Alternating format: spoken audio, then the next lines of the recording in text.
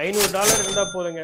$5 trillion global empire ready பண்ணலாம்னு காமிச்சு கொடுத்ததாங்க நம்ம ஹில்டன். ஒரு வேற யாரும் இல்ல, நம்ம ஹில்டன் குரூப்ஸோட ஃபவுண்டர். ஏர்லி 1920ஸ்ல டெக்ஸஸ்க்கு ஒரு ஸ்மால் பேங்கை வாங்கணும்னு போனவர் தாங்க. அவர் தங்கின ஹோட்டல்ல ஒரு ஓவர்ஃப்ளோயிங் கஸ்டமர்ஸ் இருக்கக்கூடிய ஒரு செக்மெண்ட் அவர் அப்சர்வ் பண்றாருங்க. பேங்க் வாங்க போனவர் அவரோட ஐடியாலஜியை மாத்திக்கிட்டு ஒரு ஹோட்டல்ல இன்வெஸ்ட் பண்றாரு. 40 ரூம்ஸ் உள்ள ஹோட்டல்ல. ஹோட்டல் வாங்கினதோடு சரி, அவருக்கு அதுல இருக்கக்கூடிய ஃபண்டமெண்டல்ஸ் கூட தெரியாது. So he learn from house கீப்பிங்ல இருந்து கெஸ்ட் கிரீட்டிங் வரைக்கும் அவரே ஒன்னொன்னா எடுத்து பண்ணாருங்க. இதுல ஒரு அப்சர்வ் பண்ணதா கஸ்டமர் சாட்டிஸ்ஃபேக்ஷன். அவர் நினைச்ச மாதிரி அந்த இண்டஸ்ட்ரியில உடனே அவரால் சக்சஸ் பண்ண முடியும். அது அப்கமிங்ல அவருக்கு நிறைய செட்பேக்ஸ், கிரேட் டிப்ரெஷன் முற்கொண்டு நிறைய ஃபெயிலியர்ஸ் நோட் பண்ணாருங்க. இதெல்லாம் மீறி first hotel with air condition சொல்லி த என்டையர் டெக்ஸஸ் மார்க்கெட்டே பூம் பண்ண வச்சிரு ஹோட்டல் இண்டஸ்ட்ரியில. டிவிங்கிற ஒரு கான்செப்ட் ரூம்குள்ள கொண்டு வந்ததும் ஹில்டன் குரூப்ஸ் தான். இது உங்களுக்கு மார்க்கெட் மட்டும் பிடிக்கல, த என்டையர் கஸ்டமரையே திரும்பி பார்க்க வச்ச ஏரியா. இன்னைக்கு பார்த்தீங்கன்னா nearly 120 countries, 6 continents, around 575 hotels மேல ஹில்டன் குரூப்ஸ் டேக் ஓவர் பண்ணி பார்த்துட்டு இருக்காங்க. ஒரு சின்ன மோட்டல்ல இருந்து இன்னைக்கு ஒரு குளோபல் ஹோட்டல் பிராண்டா மாறினதுக்கு காரணம் ஒரு சிம்பிள் டிசிஷன் சேஞ்ச் தாங்க.